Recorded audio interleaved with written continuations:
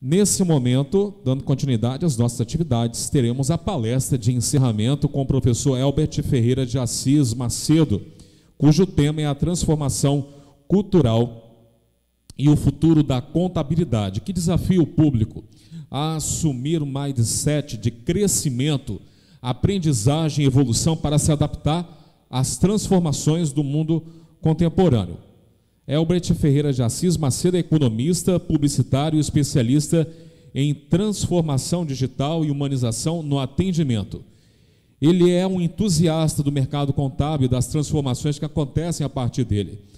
Estuda os principais aspectos de mudanças e comportamento digital, os seus reflexos na cultura da organização e principalmente no relacionamento das empresas de contabilidade, seus clientes e funcionários. Elbert Ferreira, por gentileza. Muito obrigado.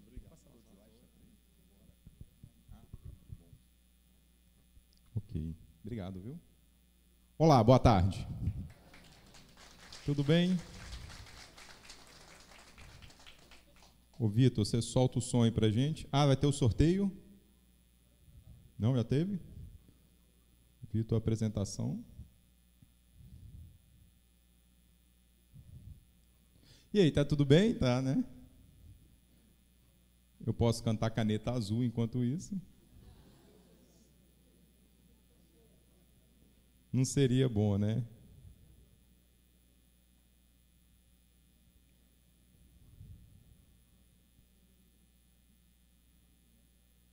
Aí, chegou. Vamos lá, só para a gente poder entender, eu vou tentar fazer uma ligação disso aqui, para a gente poder não ficar muito ligado, só preso na questão cultural e o que é isso. A começar que as últimas palestras que eu venho acompanhando, em empresas contábeis, de pessoas falando sobre transformação no mercado contábil de uma forma geral, fica sempre muito preso, a mudanças para falar o seguinte, espera aí, se não for assim, não vai ter jeito. Ou começa de novo ou não dá. Do jeito que está, todo mundo vai morrer. Eu acho que isso vem uma visão que, particularmente, eu tento colocar um cenário diferenciado. É mais ou menos como se a frase fosse essa: para construir o novo não é preciso desconstruir o velho. É preciso repensar o velho. É preciso repensar, porque até onde chegou aqui, até onde todo mundo que está aqui, todos os diretores, todos os responsáveis, todos os CEOs, todos os fundadores de empresas contábeis, não chegou até aqui à toa. Então fica mais ou menos uma visão, quando eu ouço falar e começo a ver algumas questões do meu ponto de vista, mas de algumas coisas assim, contabilidade 1.0, 2.0, 3.0, 4.0, eu estou falando da contabilidade 38.0. Por quê? Porque não existe uma defesa lá no Wikipedia, ou em algum local, ou em algum censo, falando o seguinte, ó, se você não tem todas as características, você não é da contabilidade 3.0. Ou não é da 4.0, ou não é da contabilidade online, ou não é da contabilidade digital, e não existe um fator decisivo para isso. Existe um momento de necessidade de mudança e transformação. A adaptação por coisas conceituais, mas que afetam diretamente o nosso dia a dia e as pessoas que estão ao nosso redor. As nossas empresas são feitas de pessoas. E pessoas que até então, a gente fala, meu, mas espera aí, essa pessoa saiu de onde? E aí a gente começa a entrar na questão da cultura. E entrar no aspecto de cultura pelo que estamos vivenciando em algumas questões. A começar, já é um assunto velho, mas eu gosto de dar uma volta nisso aqui para falar um pouco sobre mundo VUCA. O mundo VUCA é exatamente o mundo que a gente está vivenciando aqui nesse instante. Nesse instante, quando a gente fala de transformação e todos os aspectos de conceitos ligados a isso, e a gente traz o mundo VUCA como uma realidade hoje, é um acrônimo que nós vamos falar lá de volatilidade, incerteza, complexidade e ambiguidade. Volatilidade por tudo que a gente tem hoje. Eu gosto de citar sempre como exemplo, para falar de volatilidade, o Facebook, hoje, todos os acessos que a gente tem, aliás, eu vou até redimensionar, não vou nem trazer isso não. Um grande exemplo que eu trago, o rádio, para ter 50 milhões de usuários, ele demorou 38 anos, para ter 50 milhões de usuários. A internet, para atingir 50 milhões de usuários, demorou 4 anos. 4 anos. O aplicativo do Pokémon GO, que só usa quem está lá em Bauru. Cadê o Luiz Fernando? Já foi, né? Estava atrasado, né? Só o povo de Bauru usou. O aplicativo do Pokémon GO demorou 2 dias para atingir 50 milhões de usuários. Aquele pluginzinho do Snapchat, sabe aquele plugin que deixa a gente mais velho, mais novo? Sabem esse plugin? Hoje eu até vim com o meu de mais velho, viu? Eu não tenho essa...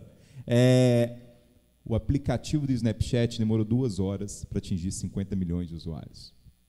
Então, essa é a volatilidade dos dados quando a gente traz essas informações. Quando a gente fala de mundo VUCA, para essas pessoas que estão no nosso convívio, que estão dentro das nossas empresas, para elas isso é tudo comum. Quando a gente fala lá e traz o mundo de uncertainty, que vem de incerteza, na tradução disso, a gente está num mundo incerto. Acabamos de falar sobre isso aqui. Mas, um exemplo, eu atuo numa software house, vou falar sobre isso aqui daqui a pouco, mas só a software house que eu atuo investiu 4,5 milhões no projeto do E-Social. O projeto não foi desconstruído, mas foi reconstruído. E os 4 milhões que foram investidos lá, não adianta falar, poxa, mas nós investimos. É um mundo incerto. É um mundo de transformações que o que passa disso fica mais ou menos uma visão antiga, né? Uma visão de falar assim, pô, mas você não está adaptando as mudanças necessárias para a transformação. Do E-Social foi necessária essa transformação. E aí eu gosto de citar como exemplo, o meu primeiro dispositivo móvel, foi um pinico. Um pinico. O do meu filho tem 12 anos. O primeiro dispositivo móvel dele já foi um tablet. Estão entendendo a questão da geração? Porque aí se eu for falar, poxa, gente, mas não tem jeito, por que reconstruir o social? Não é possível investir 4 milhões. Eu falar, já chega, para de ser velho, para de ser tiozão do pinico do negócio. Porque a transformação foi necessária. E o mundo que nós estamos vivendo é incerto. É um mundo complexo, a quantidade de informações que tratamos hoje. Nunca antes na história desse país se tratou tanta informação como agora. E tudo que a gente fala assim, mas está simplificando. Não. A cadeia está só aumentando, cada vez mais. Eu já sei que eu vou fazer uma viagem de férias em janeiro, o meu celular já me falou assim, achei que você tem uma viagem de férias em janeiro, quer reservar hotel? Quer comprar 15 viagens de Uber antecipada?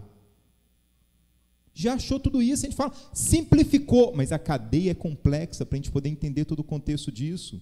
Eu tenho uma série de parametrizações para fazer nessas questões todas. Então, quando a gente traz isso, é parte do mundo que a gente está vivenciando. E aí, para poder finalizar, porque a palestra não é sobre isso, tá? Mundo VUCA é um outro conteúdo, mas tentando só ser rapidinho, para falar de ambiguidade, para finalizar esse acrônimo, eu gosto de citar como exemplo, aí eu vou voltar até no exemplo que eu ia dar no início com um outro aspecto, mas eu vou voltar lá no exemplo do Facebook. O Facebook, até dezembro do ano passado, para você se cadastrar no Facebook, você conseguiria colocar 56 opções de gênero. Masculino, feminino, indefinido, e aí, me desculpe, eu não conheço as 50, mas 56 opções de gênero. Acabou isso no Facebook, sabe por quê? Porque começou a ter reclamação. A pessoa falou, mas não tem meu gênero aqui, pô, como é que eu vou fazer? Só tem 56. Hoje o campo é livre, cada um coloca o gênero que quiser. E isso é um mundo VUCA que a gente está falando. É dessas transformações que nós estamos trazendo aqui. E aí, só para a gente entrar mais no conteúdo, acabou que o pessoal falou rapidinho, mas só uma coisa que faltou na minha apresentação que eu gosto sempre de deixar claro. Primeiro, eu deixo sempre claro dessa forma aí, né? Eu sou o pai do João, sou o marido da Renata. Essa piada eu já fiz aqui em abril, mas eu retorno com ela. Em abril, quando eu estive aqui, né, o convite do conselho, não necessariamente eu fui primeiro pai do João para ser depois marido da Renata. Primeiro eu fui marido da Renata, depois eu fui ser pai do João. E tem algumas coisas que eu gosto de falar, principalmente sobre responsabilidade. Ninguém é responsável por nosso destino, a não ser nós mesmos. E aí, como eu estou me apresentando para vocês, e nós estamos falando de transformação, de inserção de tecnologia, eu gostaria que vocês se apresentassem para mim. Pode ser? Um a um, só que a gente se apresenta diferente no mundo de hoje. No mundo VUCA que a gente está falando sobre ele aqui, a gente se apresenta de uma forma. Aos que têm LinkedIn, rapidinho, abre o LinkedIn de vocês aí, por gentileza. Aos que têm LinkedIn, eu acredito que a maioria aqui tem, certamente, né? Aí, depois que vocês abrirem o LinkedIn, Ó, vocês vão clicar nos 2 bonequinhos que tem do lado da casinha, ó. Clicou nos bonequinhos, aparece um bonequinho aqui do lado, vão clicar no mais do lado dele e vão colocar lá no na sua área. Aqui no na sua área, nós vamos começar a trocar cartões de visita. E vocês estão me inserindo e eu estou inserindo vocês. Muito prazer, Regiane Rúdio, Rodrigo Barros, me desculpe, Rodrigo Barros, Ivan Breno, Idelberto, Rodrigo, Carlos, Bruno, Juliana, Aleteia, Maria do Carmo, e assim por diante, a gente está se incluindo e um trocando cartão de visita com o outro. Entenderam o que é o mundo de transformação que a gente está vivenciando? Talvez a gente tenha gastado 30 segundos nessa apresentação formal, temos o histórico um do outro e passaremos a compartilhar de informações comuns através de uma rede social. Isso é um uso de rede social para o bem. É nisso, nessas transformações que nós estamos ligados. Bem, falei um pouco de mim, deixa eu também falar de onde venho. Trabalho hoje, atuo 80% talvez do meu tempo na Mastermark Software. A Mastermark tem um propósito que eu gosto de falar sobre ele, que é transformar a contabilidade em fator de sucesso para o empreendedor brasileiro. Quer dizer, qual é o máximo de uso de informações que o empreendedor vai utilizar, que vem da contabilidade, para concluir ou para melhorar a nossa economia. E a gente vai falar um pouco mais sobre isso no decorrer da apresentação. Deixa eu só entrar um pouco, já que a gente está falando de transformação cultural, eu gosto de explicar primeiro o que é cultura, né? E aí fica talvez um pouco distante, poxa, mas cultura, o que é cultura? O que realmente é isso? A frase não é tão simples, eu até gosto de apresentar de um outro jeito, mas tem que passar por ela. É o nosso jeito de pensar, que influencia o nosso jeito de fazer, que por sua vez reflete o nosso jeito de pensar. Explicando isso graficamente, é exatamente esse desenho aí, ó. São as nossas crenças, que automaticamente alimenta as nossas ações, que por sua vez reflete nos resultados, que automaticamente repete lá na crença. Esse é o fluxo da cultura. E aí muitas vezes é comum as pessoas falarem, tá, mas na minha empresa isso não está desenhado não. Na minha empresa não funciona desse jeito, enfim. O que eu mais gosto de deixar claro quando tem esse tipo de questionamento é isso aí, ó. O espaço não é vazio, os campos invisíveis é que moldam o comportamento. Existe uma cultura plantada. Qual ela é? E se é uma cultura de crescimento? Se é uma cultura, desculpe, podre? Se é uma cultura idealista? Se é uma cultura pontual? Se é uma cultura transformadora? É um outro ponto, mas essa cultura existe. Se ela está desenhada, se ela existe por conta dos funcionários, se ela existe por conta da empresa, certamente ela está ali. E como ela vai ser alimentada e de onde ela vem, é que nós vamos tentar entender um pouco sobre isso. A começar porque a cultura é feita por pessoas. E pessoas no mundo de hoje, no mundo VUCA que nós estamos trabalhando aqui agora, no mundo de transformações que estamos vivenciando, tem algumas características. A começar pela maior dela, que eu gosto de falar, é essa. Pessoas querem ser protagonistas. Na cultura que estamos vivenciando, as pessoas, quando não são inseridas nas transformações e não fazem parte diretamente da mudança do cenário, começa a ter algumas questões. Que muitas vezes nós, como tiozão do pinico, falo por mim, falo assim, geração mimimi, né? Não, não é geração mimimi. É geração que quer ser inserida em todas as transformações e todos os aspectos e entender exatamente o porquê que está ali e para que vai servir todo o trabalho que ela faz. A razão do trabalho já não é mais técnico. Todo trabalho, por mais processamento que existe, ninguém está mais afim de fazer isso pelo simples fato de executar. Onde que eu contribuo? Qual o meu propósito dentro da empresa? Qual é o propósito da empresa para com a sociedade? As relações profissionais, se vocês conseguirem uma outra bateria para o microfone, eu vou agradecer, por gentileza. Não sei se o Vitor está aí no fundo. As relações pessoais e profissionais, elas começam a se misturar. A antiga ideia que os problemas da empresa é da porta para fora, os problemas do trabalho é da casa para a rua, já não existem mais. Tudo isso se mistura. E começa a ficar diretamente ligado. Ali a gente fala que as pessoas fazem o que gostam e só fazem por gostar. A bateria, Vitor, está começando a dar umas falhadas no microfone. Tem outra aí? Obrigado. Então a gente começa a falar porque as pessoas fazem o que gostam, e no cenário de transformação, se não gostar, alguma coisa não vai funcionar da forma exatamente como tem que existir. E, principalmente, as pessoas estão dispostas a expressar suas ideias. E quando não expressam suas ideias, se sentem incomodadas ou não inseridas no projeto do todo. E ainda assim, com todo esse aspecto de transformação, com tudo isso que tem, e quando não estão dispostas para essas questões, 90% delas estão infelizes nos ambientes de trabalho. 90%. Então, de 10 funcionários que vocês têm, 9 estão infelizes no ambiente. Poxa, mas não é isso que eu tenho, não é a realidade da minha empresa. Está comportando isso aqui? Não é questão minha, é o Globo junto com o Instituto Gallup que trouxe isso como pesquisa. Pesquisa super atualizada, validada e chancelada pela Fundação Dom Cabral. Então, quando a gente traz esses cenários todos, a gente começa a entender onde que está o aspecto dali. Qual que é a questão, qual que é o fator que liga nisso ali e faz realmente essa transformação para o cenário, para uma necessidade. Bem, a primeira coisa, e talvez uma que acontece com muita frequência, e que a gente não entende é a transformação das pessoas é intensa e, principalmente, o melhor líder hoje é o melhor influenciador. Então, talvez, nas mudanças necessárias, o que falta é um melhor influenciador, que, por sua vez, é um líder. Que eu não sei se é o dono, se é coordenador, se é supervisor, ou é quem ali tomou uma frente a tudo isso. Porque é isso, né? Quando não existe o papel do líder, o influenciador assume esse papel automaticamente. E os seguidores passam a ser aquela turma. Passam a ser daquela cultura que foi formatada ali por uma parede invisível. Essa que é a realidade que vai ficar para as empresas. Então, como a gente passa por culturas apodrecidas nesse cenário, a gente também passa por lideranças antigas. A gente ainda consegue enxergar em algumas empresas, algumas lideranças ligadas no modelo egocêntrico, onde a autoridade é quem é a voz de comando. A autoridade é simples, é eu falo e alguém obedece. E eu sei que não aqui, talvez só lá em Bauru também, é que a gente consiga enxergar e falar, poxa, mas espera aí, em que momento e eu falo até por mim, em que momento eu estou nesse papel? Porque eu posso passar desse papel, em algum momento ter passado por ele, mas o quanto eu adormeci, eu estacionei, e o quanto as pessoas estão me vendo nesse papel.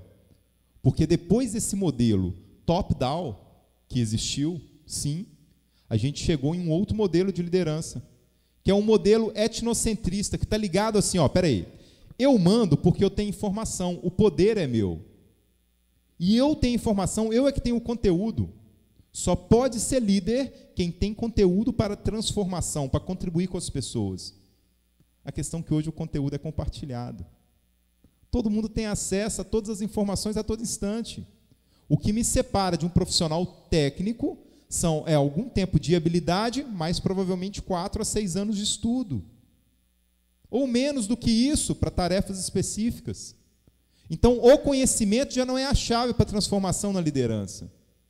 E a gente viu exemplos como esse aqui, e aí sem entrar em questões de religião, mas lá, ó, a própria Igreja Católica, as Forças Armadas, entraram em mundos onde o modelo etnocentrista, que é nós temos o conhecimento e por isso nós temos o poder, prevaleceu.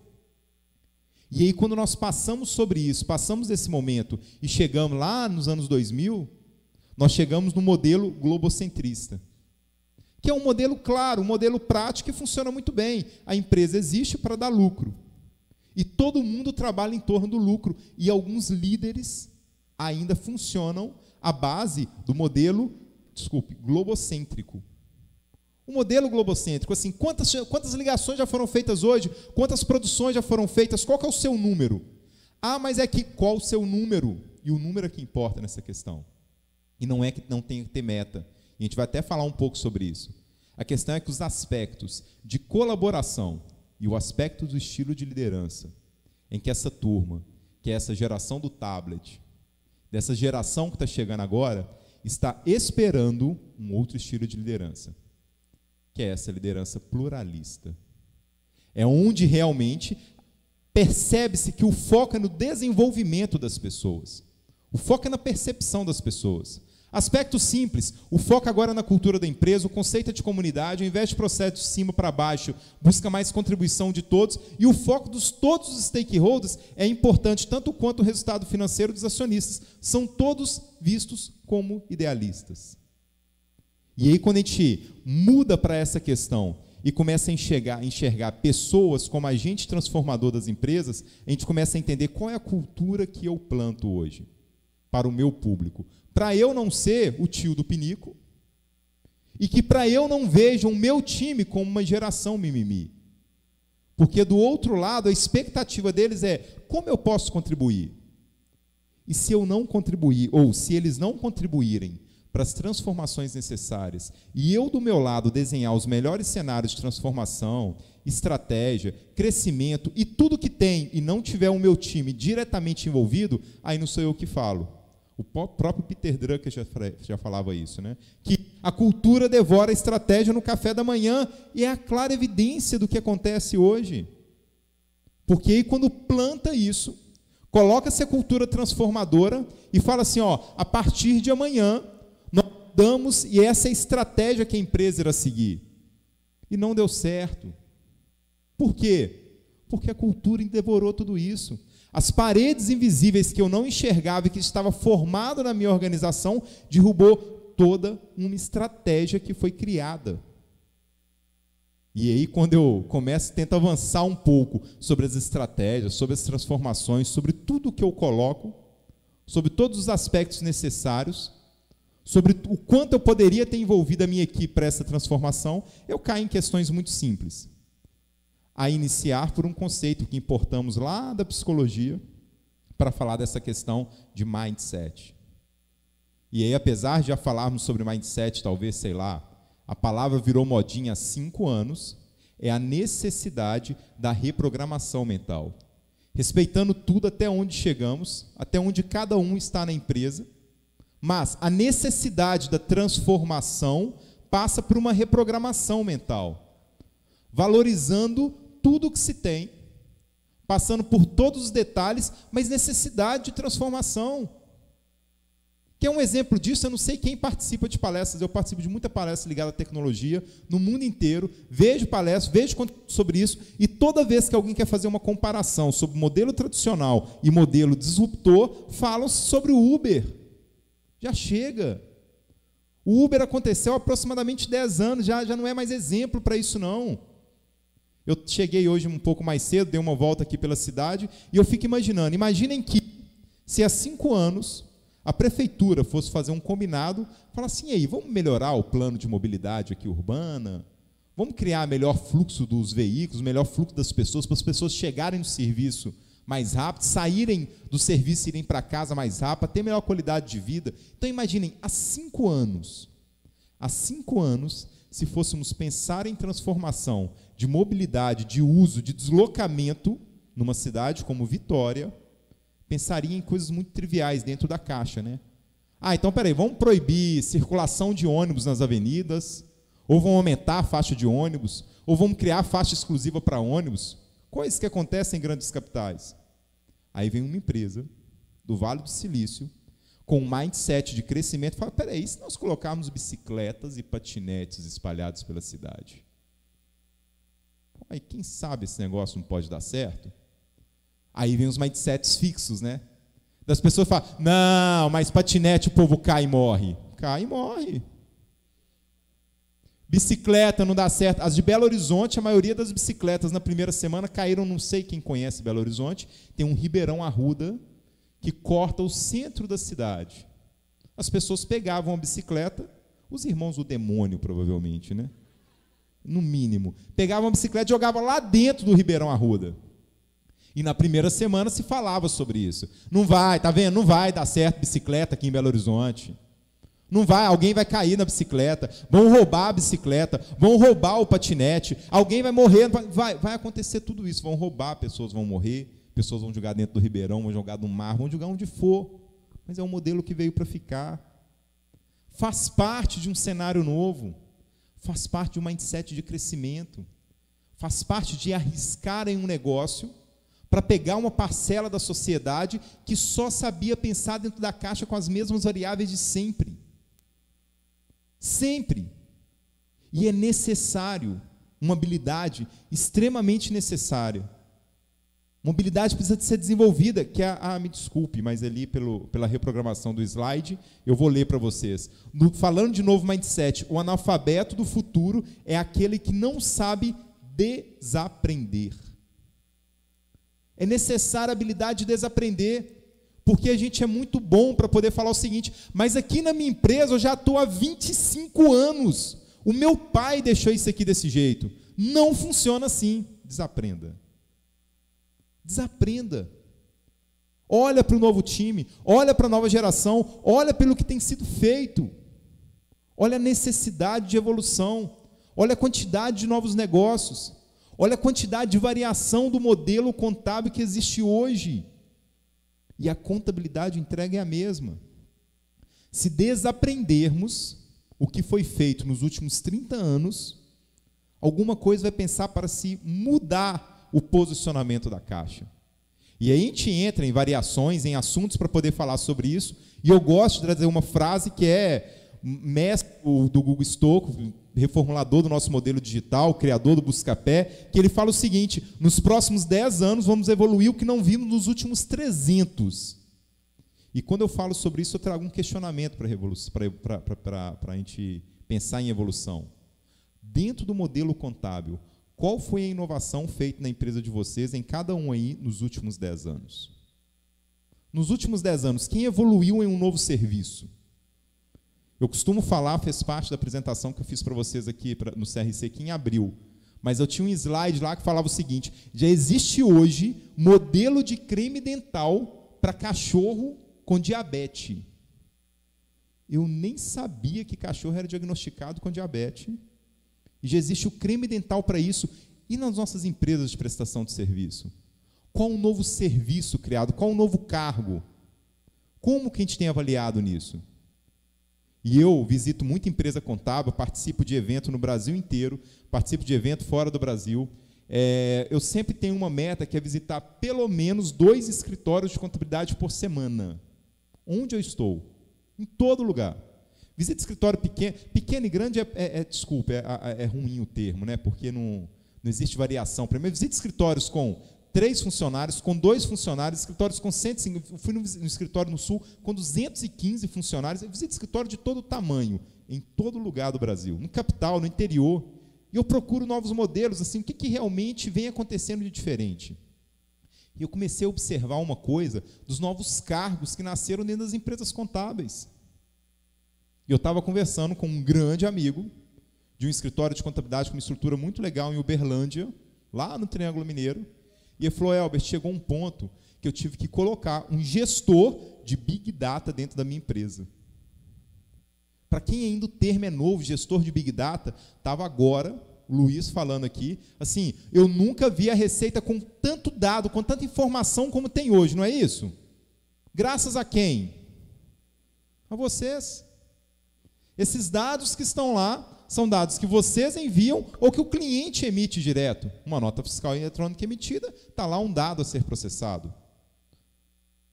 As informações hoje é a chave para tudo. Falam que informação é o novo petróleo.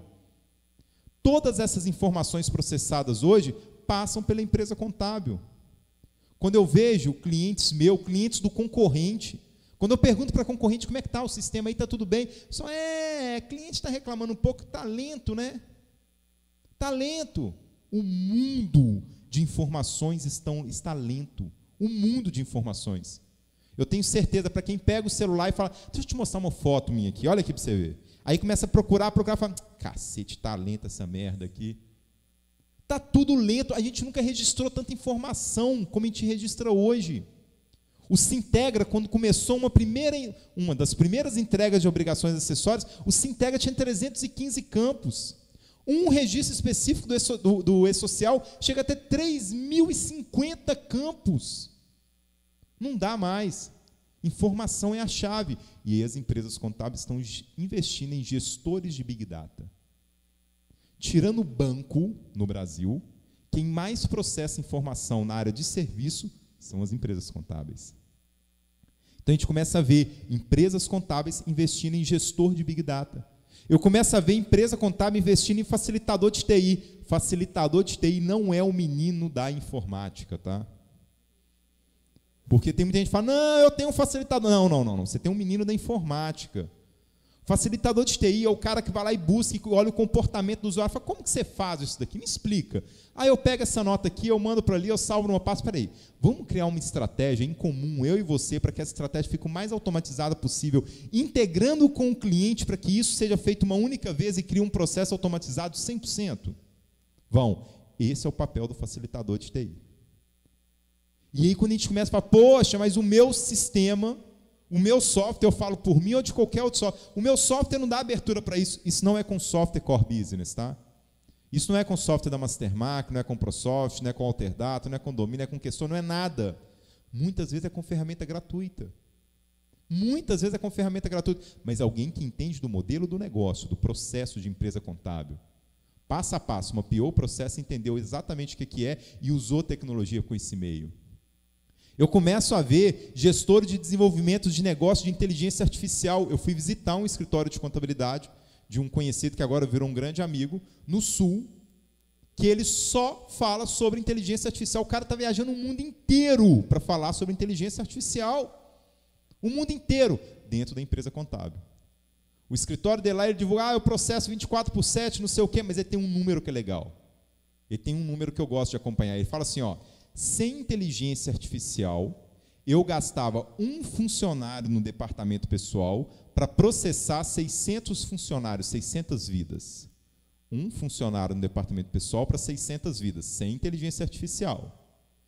Hoje eu gasto um funcionário para 8.000 vidas. Entenderam o que é inteligência artificial aplicada na empresa contábil? É isso aqui. Da efetividade desse dado eu não estou discutindo, tá? Eu estou trazendo de um caso, de um exemplo, que para ele funcionou muito bem. E começa a ver, eu tenho um amigo meu, o Heraldo, lá de Belo Horizonte. O Heraldo foi gerente da Mastermark por muito tempo, saiu, foi trabalhar numa empresa contábil, e esses dias eu liguei para ele e falei, Heraldo, onde você está? Vamos me contar. Eu estou em Manaus.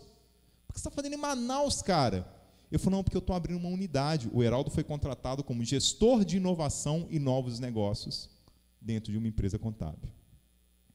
Então, gente, esses casos que eu gosto de trazer, alguns eu cito como nome das empresas, outros eu não cito por questão de ética mesmo. Quem quiser me procurar, fala, mas eu queria ver, quem que é esse cara que com um funcionário processa 8.000 vidas?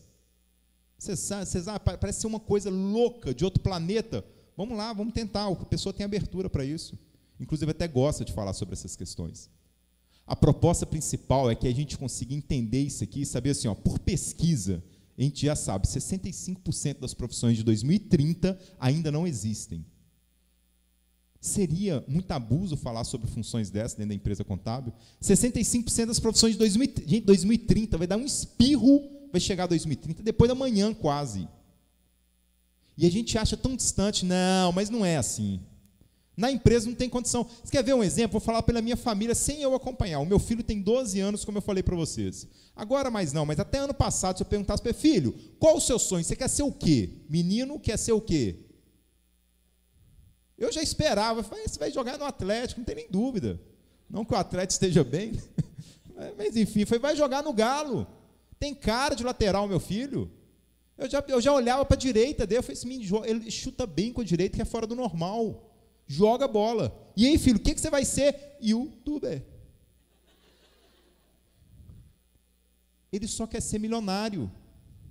Entenderam? Ele só quer ser milionário. Meu filho quer ser YouTuber. Agora ele mudou um pouco. A minha mãe hoje tem 64 anos, ou 65. Com 49 anos, a minha mãe tirou carteira de motorista. E foi um sonho. Depois de 7 vezes, enfim, é um caso longo, mas minha mãe tirou carteira de motorista com 49 anos. E aí, esses dias, foi esse ano. E aí, mãe, nesse período de 49 anos até hoje, entre 14 ou 15 anos aí, mais ou menos, entre 14 e 16 anos, quando eu pergunto, quantas vezes minha mãe já dirigiu? Umas 3 ou 4 vezes, né? Chutando umas 4 vezes. E deve ter 2 anos que ela não dirige. E eu cheguei, e aí, mãe, tá tudo bem? Tá, mas eu não estou aguentando ficar em casa. Mãe, mas... eu tô achando... Eu pensei, ela falou, vou fazer artesanato, né? Vou ir jogar bingo. Pensei, minha mãe ia falar alguma coisa. Ela falou, eu tô achando que você é motorista de Uber. Abre parênteses. Podem pegar o Uber em Belo Horizonte, não foi. É só um. Mas entenderam? A minha mãe e o meu filho queriam trabalhar em profissões que não existiam há 10 anos.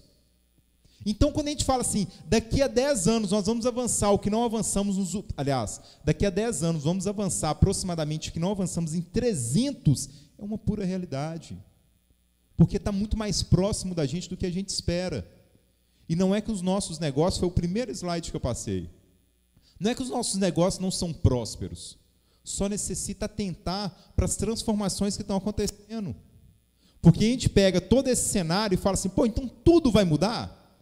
Tudo vai acontecer? Não, tem uma realidade. Se a gente for pegar hoje, aproximadamente 50% das atividades podem ser automatizadas, tá?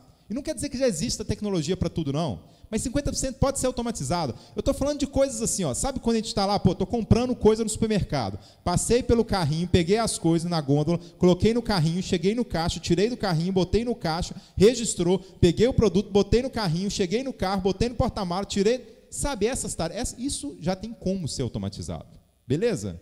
Já existe tecnologia para isso, todos os supermercados estão entrando com isso, já existe inteligência artificial para essas questões, para inclusive verificar qual que é o seu comportamento de compra, enfim, não é o detalhe. A questão é assim, desses 50% das atividades, só 10% das funções podem ser totalmente automatizadas. Só 10% das funções, o restante exige raciocínio lógico. Que vai ter transformação, vai ter. Vai ter. O juiz de futebol vai acabar? Não, não vai acabar. Agora, ele tem que saber usar esse comportamento técnico dele. Todas as profissões vão existir comportamentos de transformação digital. Óbvio que vão. E toda hora, quando a gente pega exemplos muito próximos, a gente só não percebe. Sabe quando ligam para vocês aí, ligam para mim e falam, olá, eu gostaria de falar com Elbert. Vocês não falam uma voz muito louca, você fala, meu Deus, não sabia nem dar para falar meu nome desse jeito? É um telemarketing que foi automatizado. Precisa do telemarketing para aquilo? Não, dá para fazer via robô. Agora, quando quer te ligar para vender mesmo, liga quem? Liga alguém com capacidade de persuasão. Para entender, não, que eu vi o seu comportamento. Então, quando a gente vê essas transformações e começa a chegar, o que isso tudo tem a ver com o nosso mundo? Que nós estamos vivendo uma nova economia digital, e isso é a realidade. Quando algumas pessoas falam sobre a quarta onda de revolução, a quarta revolução tecnológica, não. Na verdade, para ter um comportamento de revolução tecnológica, deveria ter uma alteração na produção de energia. Tem alguma coisa mais profunda. Não é a quarta onda efetivamente, mas a nova economia digital é. É a nova economia digital que está ligada a tudo como serviço, desintermediação de serviços, personalização, pagamento por resultados, aparecimento de fronteira e compartilhamento de propriedade de uso.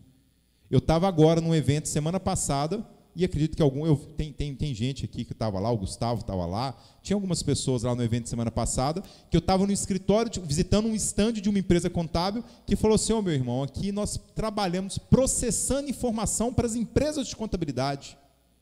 Falou, o que é? Nós processamos informações para que as contabilidades cuidem de expansão, e nós somos responsáveis pelo processamento de dados. Olha quando a gente fala compartilhamento de propriedade de uso. Não, nós queremos que as pessoas poupem com software, poupem com pessoas.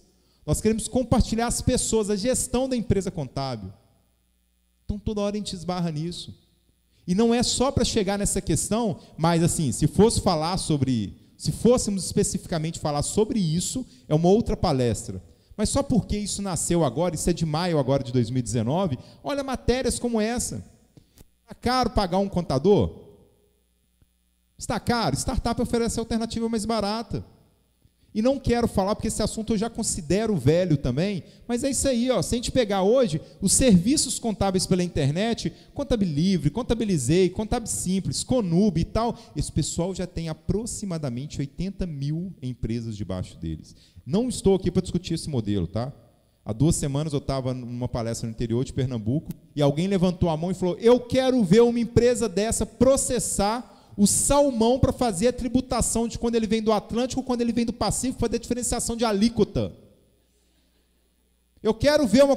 Não, eles não fazem isso. Eles não fazem, eles querem um filé. Quem é o simples prestador de serviço do anexo 3, do anexo simples? Esse cara que nem liga. E eu gosto de citar o meu exemplo, tá? O meu exemplo. Eu tenho um teste desse. Eu faço a minha contabilidade com a Ana Paula, a minha contadora da Marcon Contabilidade. Amo trabalhar com a Ana. A Ana, para mim, é um anjo. Eu mando um WhatsApp para Ana, resolve aí para mim, fazendo um favor, o negócio é esse. Eu converso com a Ana assim, enfim. E vou abrir algumas coisas aqui. Eu tenho essa proximidade com a Ana, eu tenho um valor de honorário com ela da minha empresa. Eu sou um simples, anexo 3, faturamento, enfim, tem só 2 funcionários. É tudo relativamente simples. Mas a prestação de serviço que eu tenho com a Ana, eu remunero ela R$700 por esse serviço. É o valor combinado entre a gente.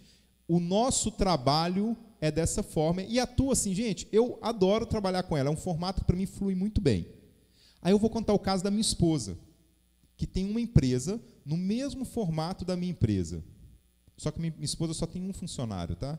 Mas a empresa é muito parecida, o faturamento é muito parecido e tal. Eu pago 700, a minha esposa paga R$239. R$239. Posso completar? Posso, presidente? Por ano. Por ano. Por ano. A minha esposa tem as mesmas coisas que eu? Não. A minha esposa tem guia todo mês? Tem.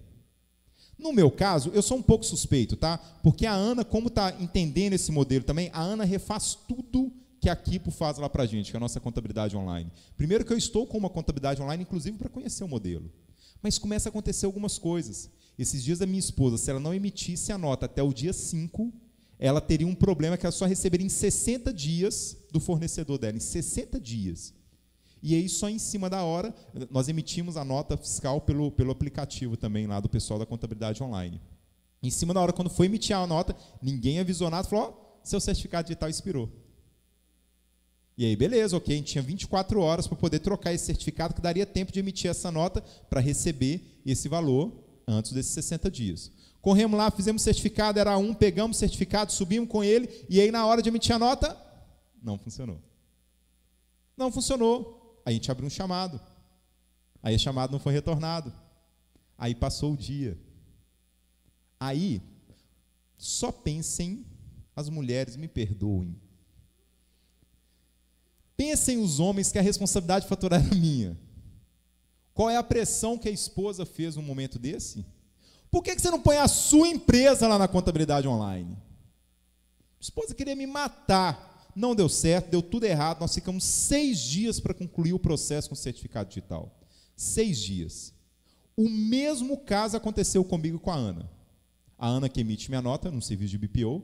Falei, Ana, manda para ela WhatsApp. Ana, fatura tanto para a empresa tal. Ok, Elber, seu certificado está com pau. Desculpa, venceu. Perfeitamente, fui lá, fiz o certificado, falei, Ana, já estou com o certificado em mãos, mas eu estou sem tempo de entrar no site para validar. Ela falou, Elbert, manda para mim tudo aqui, eu faço para você, você refaz a senha aí. Em aproximadamente, eu não estou exagerando, eu juro para vocês, em aproximadamente 20 minutos estava tudo resolvido. Entenderam o que é um modelo de um modelo do outro? Empresas como essa crescem, tem 80 mil empresas lá nas contabilidades online. O modelo da contabilidade é entregue? É entregue. Tem empresa dessa entregando. A palestra que eu tinha feito aqui em abril era, inclusive, apresentando isso. Empresas entregando contabilidade por R$20 por mês, por R$89 por mês. Agora, e no momento do relacionamento? E o que isso tem a ver com transformação cultural? Que quem tem que estar dentro da empresa de vocês, os funcionários, é que é responsável por esse relacionamento. Se eles não entenderem que toda a responsabilidade do aspecto de comportamento com o cliente, relacionamento do dia a dia, é parte fundamental da empresa, vai virar a mesma coisa que uma contabilidade online. Se o trabalho deles for técnico, ele é responsável por processar a guia, vai virar a mesma coisa. Diferente do apoio e da autonomia que eles podem ter para fazer alguma coisa diferente com relação com o cliente. Então, quando a gente traz um assunto vencido como esse, a gente começa a ver isso de pontos que eu vejo muitas esperanças de pessoas já preocupadas com um mundo diferenciado. E de empresas contábeis, de empresários contábeis, falando exatamente, não, peraí, o meu negócio é o seguinte, eu me preocupo em manter a base de clientes e receita e criar novos caminhos para o crescimento. E aí, quando a gente pega esse mundo exato ali, principalmente manter base de cliente e receita, a gente entra em coisas práticas, que é, se a empresa contábil não estiver preocupada, a gente começa a ver algumas ameaças frente ao cenário atual. E preocupada com o quê? Com isso aí, ó, refinada equação produto-mercado. O produto-mercado da contabilidade dos últimos 500 anos não é o produto-mercado que precisa para agora. A forma de cobrança do modelo tradicional, que sempre foi por folha contábil fiscal, sem qualquer variável, com preço fixo, invariável, tem alguma coisa errada nisso. E quanto mais empresas eu visito hoje, eu consigo ver variações. Eu consigo ver empresas contábeis falando, peraí, não, eu começo a cobrar agora por número de funcionários ativos na folha de pagamento por mês. Ah, mas vai me dar trabalho, que o software não gerencia. Eu confirmo, os softwares gerenciam isso. A questão é um modelo processual para realmente ficar transparente essa relação. Eu começo a ver empresas ali preocupadas em incorporar novas tendências em tecnologia. Eu fiz um curso com um contador grande de São Paulo, que ele estava falando no curso dele, falou assim, ó, na minha empresa contábil, eu tenho 36 sistemas diferentes. 36 sistemas. E o meu desafio não é integrar todos eles. O meu desafio é tirar o melhor que cada um pode me oferecer. Core Business geralmente é um. Core Business é um. Um vai usar Mastermark, outro vai usar o concorrente, outro vai usar o B, o C e o D. Agora, para modelos indiferentes ali, o Luiz Fernando falou tanto aqui sobre questões de CRM, sobre questão de registrar o relacionamento com o cliente. Tanta tamanha necessidade para isso. Isso não vai ter no meu software. Isso vai ter num software de mercado, que é um novo software para a empresa. E a gente começa a ver desenvolvimento de novos canais de venda. É o caso que eu falei do meu amigo, do Heraldo, que estava lá em Manaus. E na questão de criar novos caminhos para o crescimento, a gente começa a ver pessoas preocupadas, empresas contábeis, em melhorar a experiência do cliente. Essa é a nova área da empresa contábil, viu? O que eu mais vejo hoje é essa. Eu até não atualizei aquele slide, que é Custom Success, que é a área de sucesso do cliente. Quem é o responsável pelo atendimento do cliente? Me desculpe, mas não pode ser o dono. Se for, tem alguma coisa errada. O dono merece ter férias de 30 dias. Merece. Merece. E eu conheço diversos que conseguem, viu? Diversos. Que tiram tempo para isso. O Haroldo ali, ó, falar do Haroldo agora. Que tiram férias para isso, porque é necessário. É necessário saber que a minha empresa vai funcionar para eu poder me parar e fazer um curso fora, participar de um evento, de um seminário, para eu ficar sobre isso com uma área nova. Preocupar com a melhoria da experiência do cliente, eu tenho uma área para isso realmente. Eu começo a me preocupar ali com propor novos modelos de precificação, compartilhar plano de introdução de novas tecnologias e focar na geração de valor ao negócio do cliente, não a contabilidade. Desculpem, eu não sou contador, eu trabalho na área de contabilidade há quase 20 anos, eu sou economista por formação, sou publicitário, mas eu falo com muita propriedade que contabilidade, eu como cliente, é uma coisa chata. Eu quero saber o que a contabilidade contribui para o meu negócio. Aí sim.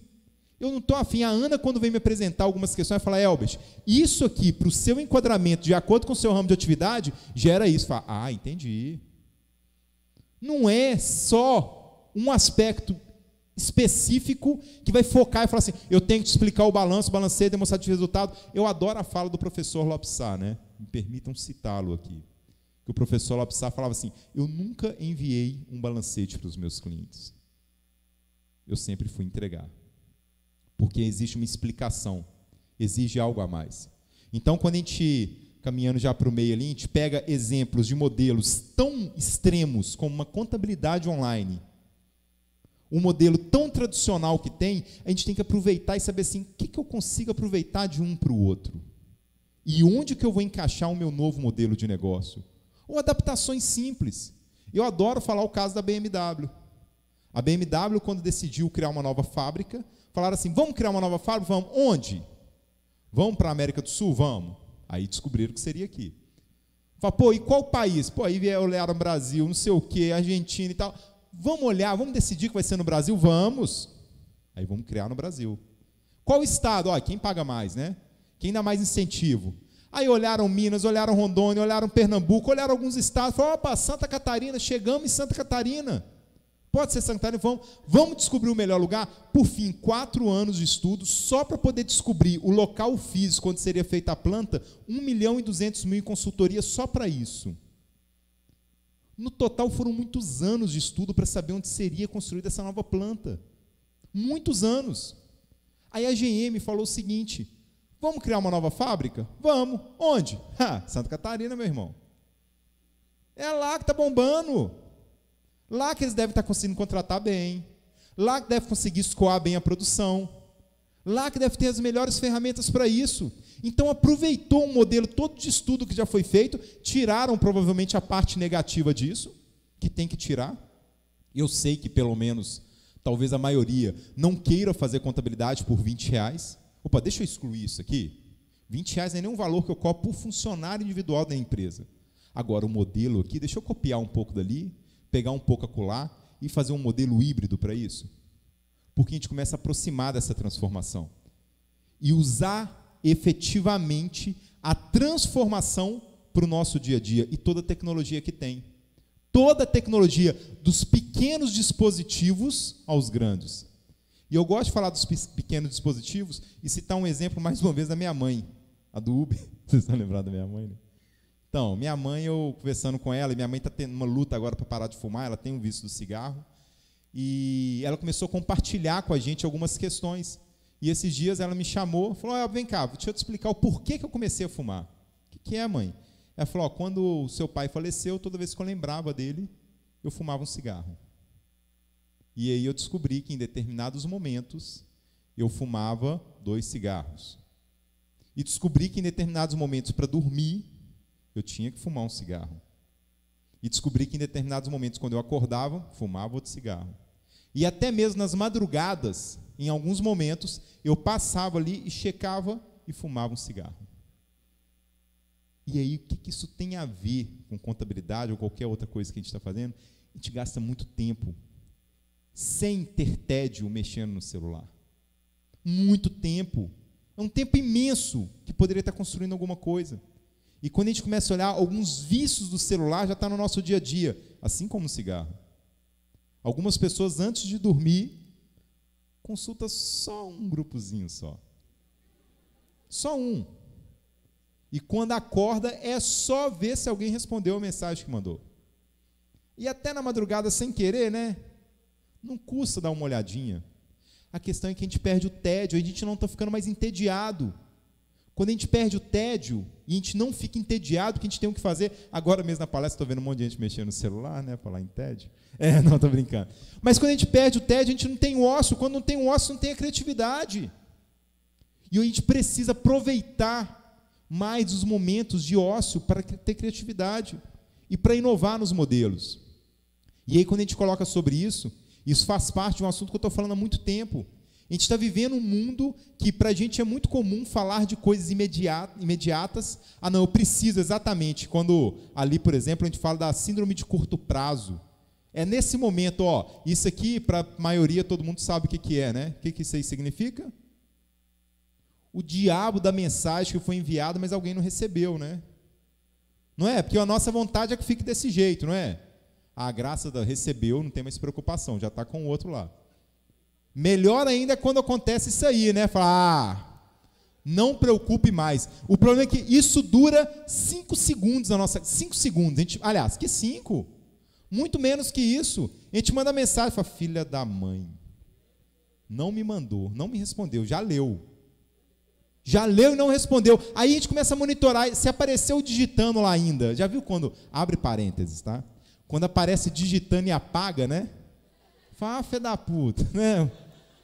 Estava digitando, mas é isso. Do nosso lado, a gente quer isso, mas o nosso cliente não tem acesso a tudo isso.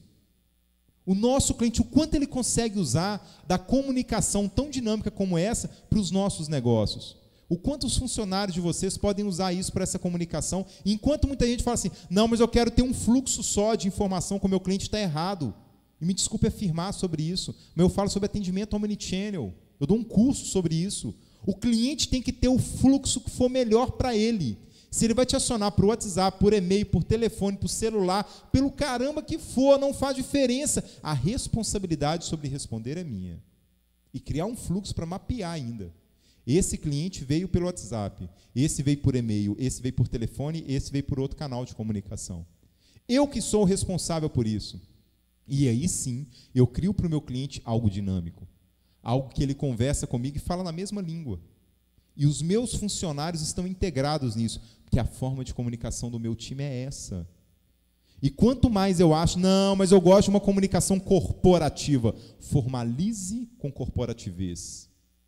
Mas no dia a dia, para efetividade, use o que for realmente a língua da pessoa.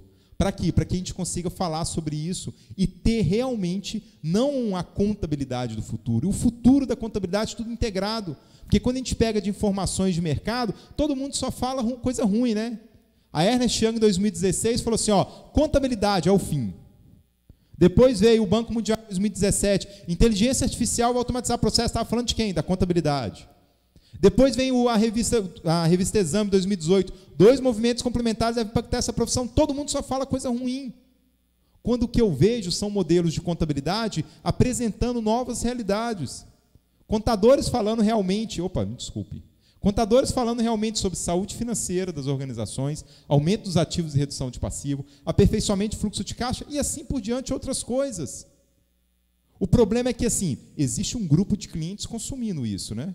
Existe um grupo de clientes que vai consumir esse serviço. E existe um outro grupo de clientes que vai falar, mas o meu cliente aqui, o que ele quer mesmo é isso aí, é folha de pagamento, apuração de tributos, recolhimento de guia, arquivo digital e obrigação acessória. Robotiza. Se é isso que o seu cliente quer, robotiza. Coloca o processo para que funcione da melhor forma possível com atendimento. Mas automatize isso ao extremo.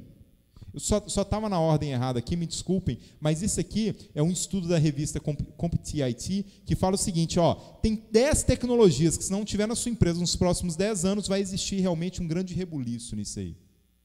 E eles falam ali sobre internet das coisas, inteligência artificial, rede 5G, serverless computing, abre parênteses para serverless computing, tá? Serverless computing é mais ou menos quando eu automatizo, quando eu virtualizo o meu ambiente de servidor. Porque muita gente tem vaidade para falar algumas coisas, como por exemplo, mas lá na minha empresa eu acabei de investir 50 mil reais no meu servidor. E? Do que isso melhorou a performance do relacionamento com seus clientes, com seus funcionários? Aí é uma conversa válida. Sabe por quê? Porque em serverless computing tem gente investindo só 90 reais por mês e fazendo um trabalho 5 vezes melhor do que o seu. Virtualizando o ambiente. E não estamos falando só, mas o meu software é desktop. Sim, o software que eu forneço o software do meu amigo Ricardo, ali da ProSoft, também é um software desktop. Mas procure uma forma de virtualizar, vocês vão conseguir. Está ali o Cássio Talim que fala sobre isso, está ali o Ricardo, está todo mundo que tem formas para poder colocar esse conteúdo. E a gente continua falando sobre blockchain, robótica, biometria, impressão 3D, realidade virtual, drone. A questão é o quanto isso está próximo do nosso negócio. Porque não é para falar, então quer dizer que eu tenho que entregar minhas guias com drone, né? Não, menos, não é tanto assim não. Apesar que agora saiu uma matéria muito legal, que na Califórnia todas as pizzas da Domino's é entregue só com drone. Só com drone. E começou a ter casos de advogados especializados em causas de drone. Porque começou a cair drone na cabeça dos outros, matar, bater em janela de prédio, quebrar. É isso. São profissões que vão existir no futuro, advogado de drone.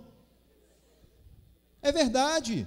E a gente pega ali, gente, só abrindo parênteses, porque quando a gente fala de blockchain aqui, tem gente que não está ligado na estrutura das criptomoedas. Eu tive num evento em agosto do ano passado, em Boston, onde as discussões mais calorosas, um evento de contabilidade, eram sobre blockchain e estruturas de criptomoedas, o impacto para a contabilidade. Então, quando a gente pega e sabe assim, como que isso vai corroborar com a minha empresa nos próximos 10 anos? Qual dessas tecnologias vão estar inseridas no meu negócio para transformação? E a gente já passou sobre isso. Uma chave que eu gosto de falar sobre isso é a gestão da produção. É entender exatamente os processos da empresa contábil para ter todos os aspectos de controle, estabilidade e previsibilidade. Aí sim a gente começa a falar um pouco dessas transformações necessárias. E eu garanto para vocês que a tecnologia que vocês têm hoje já garante tudo isso com mapeamento de processo. A gente começa a falar sobre questões ligadas assim, mas eu já tenho isso na minha empresa. E revisitou? Tem certeza que está usando? Porque a frase que eu adoro falar com ela, você é tão bom quanto o seu pior funcionário, e o seu processo é tão bom quanto o elo mais fraco. Qual uma vez foi revisitado esse processo? O quanto de transformação que teve nisso? Então, assim, já caminhando para o nosso encerramento, eu gosto sempre de falar uma coisa, não existe uma questão para transformação cultural sem estar casada com tecnologia. Mas não existe uma estratégia digital, não existe abaixo estratégia digital. O que existe é estratégia de negócios. A partir da estratégia de negócios é que a gente caminha exatamente para escolha de ferramenta, diretriz de uso e revisão de processo. Com isso funcionando num ciclo, a gente vai avançar algumas coisas. Avançar para entender exatamente tudo que a tecnologia pode agregar para a minha empresa. E aí eu começo a falar de novos negócios. Aí eu começo a entender exatamente o comportamento da minha empresa, as mudanças digitais e culturais. E entender assim, o quanto de novos serviços que eu posso oferecer é saber, do meu ponto de vista, com o acesso dos meus clientes e funcionários, o que pode ser transformado, mas fora da caixa, não é com a visão da caixa. Eu adoro essa frase de Henry Ford, que fala que se eu fosse perguntar para os meus clientes o que eles queriam, quando eu fui fabricar o carro, eles iam falar, só quero um cavalo mais rápido. O cara foi lá e entregou um carro. Pô, mas estava valendo o carro, é porque eu pensei fora da caixa, meu irmão. Então, quando a gente envolve isso, esses aspectos de transformação do cliente, tem um vídeo que eu adoro mostrar sobre isso, que é assim, ó, o que o cliente quer, né? Ó, o cliente quer uma estrutura ali para poder brincar. Isso é um bom exemplo disso. Criou-se um escorregador, mas o cliente fala, eu não quero escorregador, só quero uma estrutura para brincar. Olha aquele menino que desce igual um pinguim. Porque o cliente só quer uma estrutura para brincar. E a gente vai falar, mas eu investi uns 60 mil reais no meu servidor. E o que isso contribuiu para o novo negócio da sua empresa? E o quanto essa estratégia realmente foi transformadora? E quando a gente começa a perceber isso, a gente chega lá nos níveis da contabilidade. Eu vou passar por isso aqui rapidinho, que esse material vai ficar para vocês, e vocês podem depois ver isso com mais detalhes, tá? Mas é rapidinho, ó. Isso aqui é uma metodologia que a gente começa a falar sobre ela, sobre os níveis da empresa contábil. Eu já falei sobre isso aqui uma vez, é bem rapidinho mesmo. Mas a gente começa a se enxergar o seguinte, qual que é o nível que a minha empresa está hoje? Num modelo de operação, gestão contábil, gestão do cliente ou inovação? O que é cada um desses? Deixa eu explicar. O primeiro nível ali é o gestão de operação. Operação é quando eu entrego todo o meu compliance, entenderam? Eu faço o contábil fiscal, folha, DCTF, se integra, eu entrego as minhas obrigações legais. Agora, quando eu passo para o próximo nível, que é o segundo nível, eu começo a oferecer todos os meus serviços de compliance, todo o meu serviço legal, e começo a ter gestão sobre a minha operação. Eu sei quanto tempo que eu gastei para fazer isso, quanto que custou o meu funcionário, quanto que custou a minha equipe, quanto custou a minha operação, quais são os meus custos fixos, os meus custos variáveis, qual é o custo do cliente, qual é o tempo que eu tenho para isso. Eu posso escalar o meu crescimento, eu não posso crescer. Eu posso demitir um cliente, eu não posso demitir um cliente. Eu já sei sobre isso, que eu já estou no nível 2. Eu tenho a medição da minha operação. Para então eu passar para o nível 3. E no nível 3 é tão claro para mim que eu sei medir a minha operação, que eu começo a vender serviços para os meus clientes. E aí quando a gente fala sobre BPO, e eu vou falar ali na frente rapidinho sobre BPO, está na moda hoje as pessoas querem fazer esse serviço de BPO financeiro, principalmente. O problema é que querem fazer serviço de BPO financeiro sem fazer o próprio financeiro. O próprio financeiro da contabilidade não é claro. Está usando a ferramenta correta? Então a pessoa quer passar no nível 3 sem completar o nível 2. Para depois de tudo isso, e esse gráfico é muito claro, porque olha lá, ó, só dá para eu poder criar ali o nível 3, que é o laranjado, quando eu estou voando no nível verde. E aí eu chego lá no quarto nível, que é no nível de inovação. É quando eu ofereço coisas para os meus clientes fora da caixa. Cliente, ó, a partir de agora, nós estamos fazendo coach de mentores da sua empresa. Nós estamos fazendo renegociação com bancos.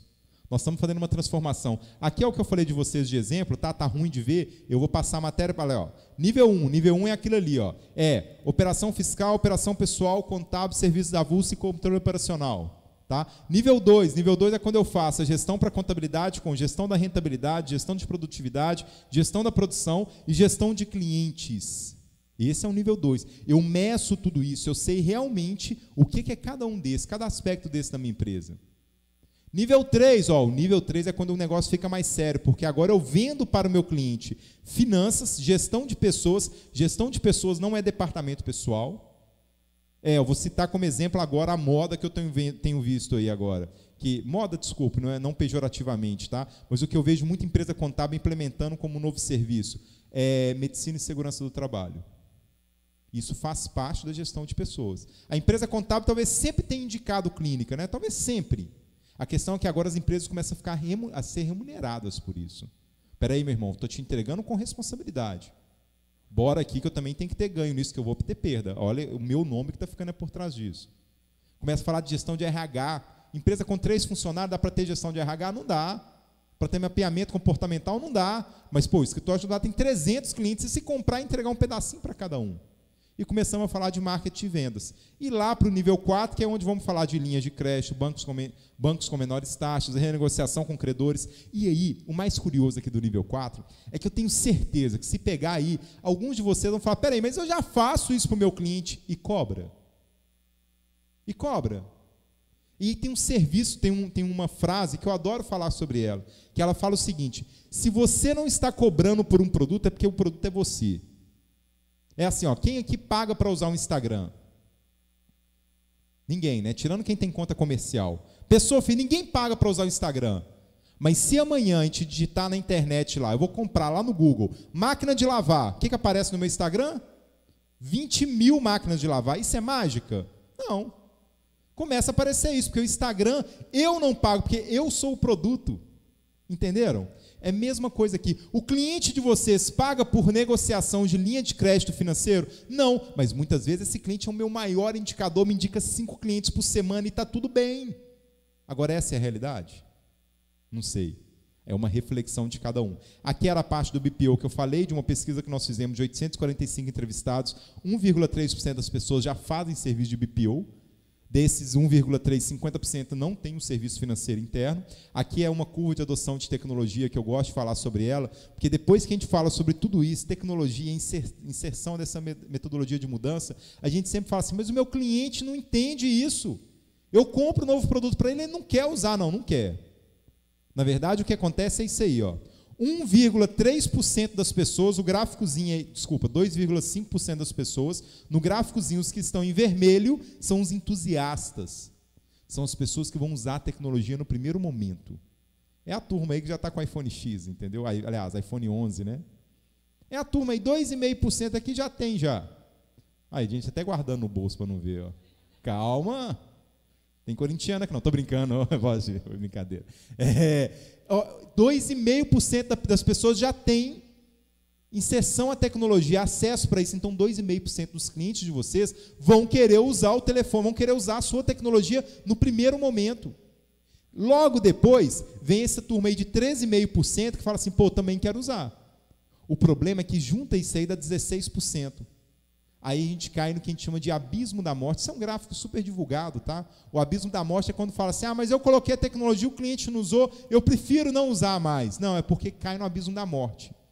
A gente implanta a metodologia, implanta a tecnologia, o cliente não usa, a gente acha que a culpa é do cliente, a culpa é nossa, por não esperar a performance disso. E para esperar a minha performance e fazer da melhor forma, eu trouxe aqui para vocês, isso aqui é um gráfico, isso aqui na verdade é uma matriz de priorização, eu trouxe essa aqui de Eisenhower, que ela fala mais ou menos o seguinte, ó, isso aqui, gente, já estamos caminhando para o fim mesmo, tá? Só uma questão que eu acho super importante nisso aqui. Essa matriz de priorização fala assim, meu irmão, o que foi importante e urgente, olha o cruzamento lá, ó, importante e urgente, faça agora. Importante e não urgente, programe. Não importante e urgente, delegue. Não importante e não urgente, elimine. Por que eu estou falando sobre isso? O que isso tem a ver, né? Isso tem a ver que eu também criei uma matriz dessa minha. E quero passar que eu tenho mostrado isso para as pessoas, para poder falar assim, e lá na contabilidade, como que eu vou entender se um cliente está aderindo ou não? Ou melhor, como que eu vou avaliar esse cliente, o comportamento dele? Dessa forma assim, ó. Tem clientes de baixa complexidade e de alta complexidade. E clientes de alta rentabilidade e de baixa rentabilidade. Para o meu cliente que é de alta rentabilidade e baixa complexidade, eu vou escalar. Qual é a forma que eu consigo de ter mais clientes desse jeito? Qual é a forma que eu consigo de aumentar minha produção? Quantos que eu já faço? Quantos eu consigo fazer? O que eu preciso fazer para ter 200, 500 clientes como esse? O que eu preciso fazer para transformar a automatização dos processos? Eu preciso de escalar esse cliente dentro da minha empresa. Ele é um cliente de alta rentabilidade e de baixa complexidade. Na cabeça da gente, a gente já sabe mais ou menos quem são esses. Aí a gente passa para a próxima faixa, baixa rentabilidade e baixa complexidade, reveja. Não dá trabalho, mas não dá lucro, meu irmão, reveja. Porque, de repente, é talvez um dos clientes que vão ser assim, não é que eu vou doar esse cliente, eu vou esperar. Deixa aqui para ver como vai ficar. De repente, vale a pena por algum momento. Ele é baixa complexidade, baixa rentabilidade, mas ele me indica. Beleza, review, ele lá já está ok, não tem problema não. Agora, se ele é um cliente de alta rentabilidade e de alta complexidade, é alta complexidade, talvez seja os lucros reais, uma SA, alguma coisa, mas é alta rentabilidade, invista. Invista em nova tecnologia para esse cliente.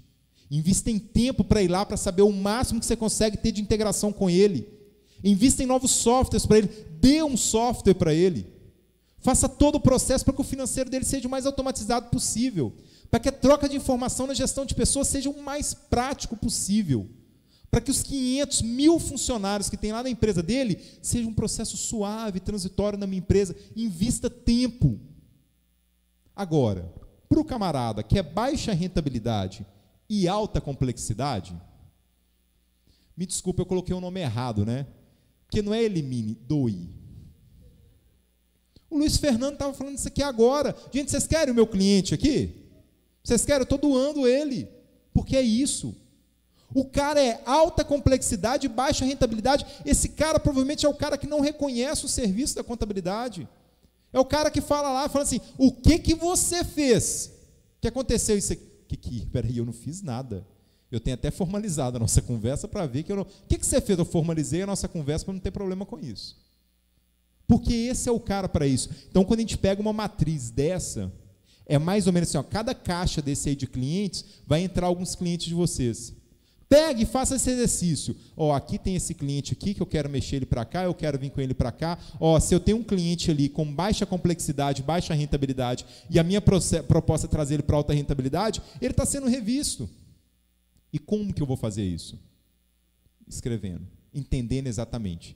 Acima de tudo, implementando o processo.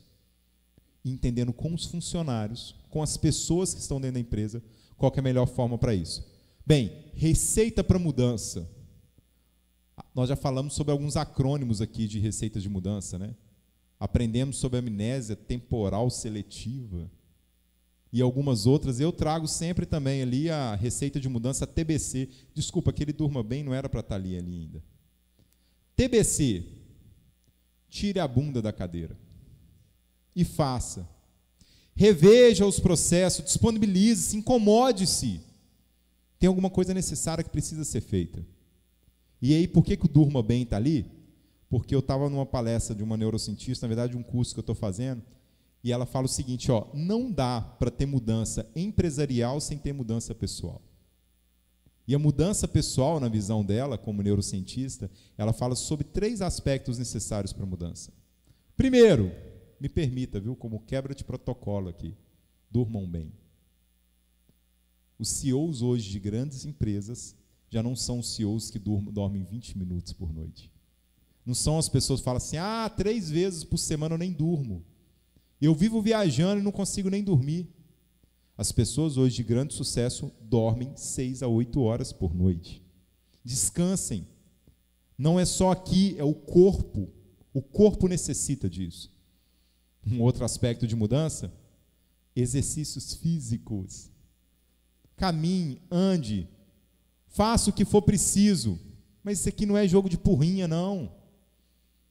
É exercício físico. O corpo necessita dessa atividade. Dormir bem, fazer atividade física.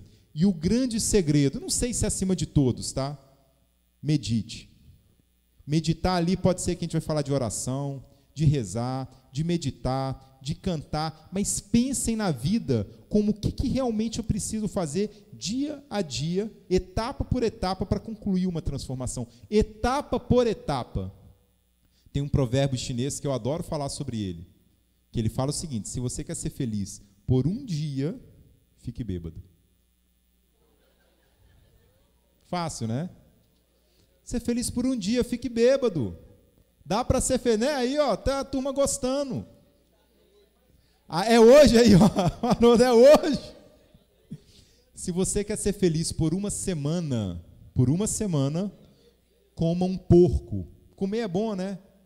Não é? Que a gente fala, não, eu fui na churrascaria, comi demais da conta. Fica feliz por uma semana, como um porco. Se você quer ser feliz por um mês, esse do mês eu adoro. Case. Casar é bom, né, O primeiro mês de casamento é eu sou casado há quase 16 anos.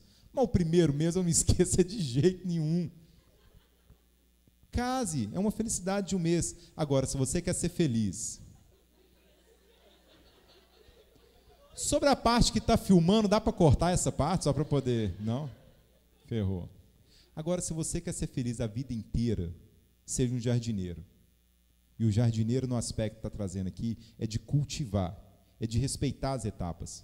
Não dá para uma floreira, para uma roseira, dar rosa no momento que eu quero que ela dê rosa. Dê rosa! Não vai ser assim. A semente não vai germinar do dia para a noite porque eu quero e estou investindo. Mas eu paguei para que isso aconteça, mas não vai germinar desse jeito. Não é essa a velocidade. Não é desse jeito que eu quero. Vai depender de leis naturais e de evolução. E quando eu falo sobre realmente cultivar, e é que seja no casamento, seja um jardineiro no casamento, na vida pessoal e na vida profissional, respeitando inclusive as pessoas que estão ao redor. E aí, só para a gente poder concluir, tem uma frase que fala que o que você vai fazer hoje é hoje ainda, que vai te levar 1% mais próximo dos seus objetivos, dos seus sonhos. Vocês estarem aqui, fiquem tranquilos, já cumpriram 1% de hoje, viu? Mas falta 99% para uma transformação. Qual é o 1% de amanhã? O de depois de amanhã? Como que eu envolvo meu time, minha equipe, meus funcionários, meus clientes para depois de amanhã, para a semana que vem e para todo esse aspecto ser conclusivo. Gente, um grande prazer falar para vocês. Muitíssimo obrigado. O que for preciso, estou sempre à disposição. Até mais.